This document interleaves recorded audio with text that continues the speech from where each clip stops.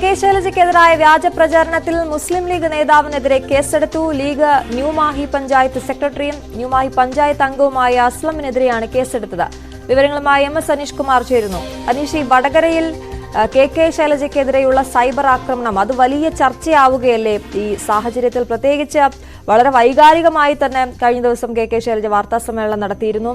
ഒപ്പം ഇപ്പോൾ രണ്ടുപേർ ഈ സൈബർ ആക്രമണത്തിൽ അവർക്കെതിരെ കേസെടുത്തിരിക്കുന്നു എന്ന വാർത്തയെ വരുന്നു. എന്തൊക്കെയാണ് വിശദാംശങ്ങൾ? അശ്വതി, തീർച്ചയായും തെരഞ്ഞെടുപ്പ് പ്രചാരണം അതിന്റെ അവസാന ഘട്ടത്തിലേക്ക് നീങ്ങുമ്പോഴാണ് വാശിയേറിയ പോരാട്ടത്തിന്റെ എല്ലാ തുടർച്ചയുമുള്ള രീതിയിലാണ് ഇപ്പോൾ കാര്യങ്ങൾ നീങ്ങിക്കൊണ്ടിരിക്കുന്നത്. രണ്ടുപേരാണ് കെ ശൈലജയ്ക്കെതിരായ ഈ സമൂഹ മാധ്യമങ്ങളിലെ വ്യാജ പ്രചാരണവുമായി ബന്ധപ്പെട്ട് രണ്ടുപേർക്കെതിരെയാണ് കേസെടുത്തിരിക്കുന്നത്. ഒന്ന് ഈ മുസ്ലിം ലീഗിന്റെ ന്യൂമാഹി പഞ്ചായത്ത് സെക്രട്ടറിയും ന്യൂമാഹി പഞ്ചായത്ത് അംഗവുമായ അസ്ലം എന്നയാൾക്കെതിരെയാണ് മാഹി പോലീസ് കേസെടുത്തിരിക്കുന്നത്. മുസ്ലിങ്ങൾ വർഗീയവാദികളാണ് എന്ന് കെ ശൈലജ പറഞ്ഞു എന്ന് ചൂണ്ടിക്കാട്ടിയാണ് ഇയാൾ മങ്ങാട് സ്നേഹതീരം എന്ന വാട്സാപ്പ് ഗ്രൂപ്പിൽ പോസ്റ്റിട്ടത്. സമൂഹത്തിൽ ലഹള ഉണ്ടാക്കണമെന്ന ലക്ഷ്യത്തോടു കൂടിയാണ് ഇത്തരം പോസ്റ്റിട്ടത് എന്നാണ് അഭിമുഖത്തിൽ കെ ശൈലജ പറഞ്ഞ വാക്കുകൾ മറ്റൊരു രീതിയിൽ എഡിറ്റ് ചെയ്ത് അസ്ലം പോസ്റ്റ് ചെയ്യുകയും ചെയ്യിക്കുന്നു. ഏറ്റവും ഒടുവിൽ ഇപ്പോൾ സൽമാൻ വാളൂർ എന്ന ആൾക്കെതിരെ പേരാമ്പ്ര പോലീസും കേസെടുത്തിരിക്കുന്നു.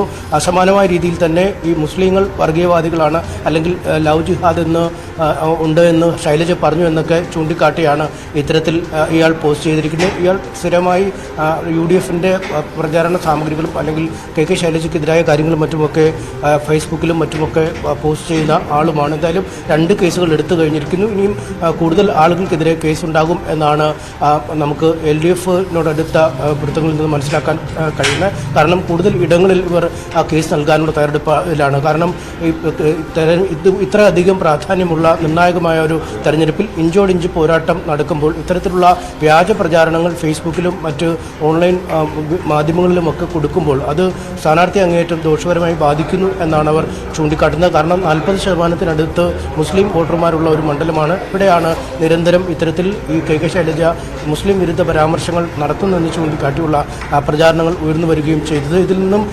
സത്യമേത് അല്ലെങ്കിൽ വ്യാജ വാർത്ത ഇത് എന്ന് കണ്ടെത്താൻ ജനങ്ങൾക്ക് അല്ലെങ്കിൽ വോട്ടർമാർക്ക് കഴിയാത്ത ഒരു സാഹചര്യത്തിലേക്ക് കാര്യങ്ങൾ നീങ്ങുന്നുവെന്നും LDF പറയുന്നു. എന്തായാലും ഈ സ്ക്രീൻഷോട്ടുകളും അല്ലെങ്കിൽ ഇത്തരം പ്രചാരണങ്ങളുമായി ബന്ധപ്പെട്ട മാധ്യമങ്ങൾ ഈ കുറിപ്പുകൾ നിഷേധിച്ച് ഇതിനകം തന്നെ പോസ്റ്റുകളും പുറത്തിറക്കി